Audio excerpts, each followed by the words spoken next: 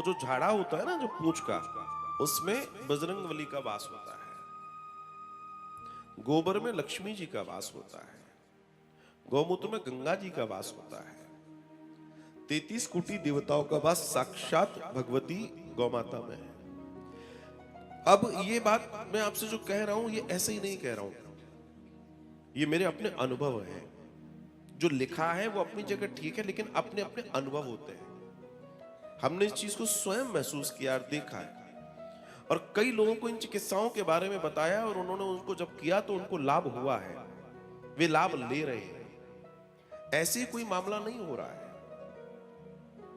जो गोबर शब्द आया है वो गौ से आया है, और दूसरे दर्शन में देखा जाए वास्तव में वर है, वो कल्याणकारी है।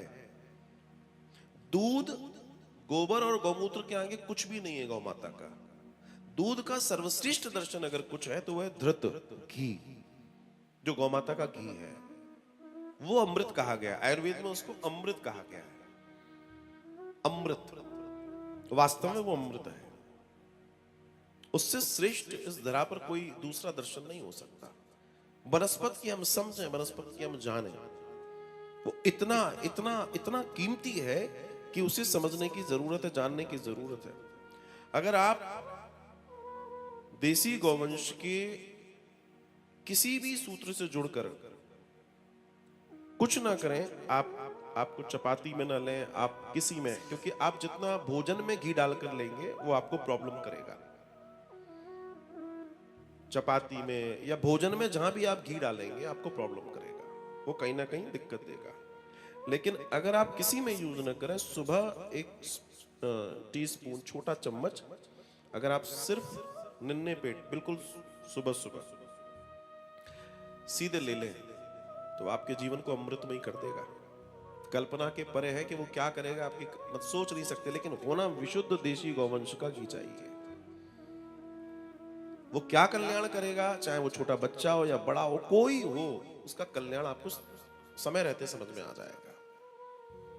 ये आयुर्वेद कहता है कि आप सुबह सबसे पहले घी डाल दें अपने, क्योंकि जब ये स्निग्ध हो जाएगा, ये चिकना हो जाएगा, तो फिर फाइबर का भी काम करेगा, साथ में कोई चीजें वहां रुकेंगी नहीं, और आपका जब फूड पाइप ठीक होगा तो जाहिर सी बात है कि ये उगर शुगर और दूसरी चीजें तो ये तो दूर चली गई, बाकी तो सारी चीजें हो ही गई। नाभि में यूज कर सकते हैं, आंखों में यूज कर सकते हैं, और कम से कम वीक में एक बार देसी गौवंश के धृत से अपने सर की मालिश जरूर करना चाहिए। बच्चों की जरूर करें, मेमोरी के लिए बहुत अच्छा होता है, आंखों के लिए बहुत अच्छा होता है।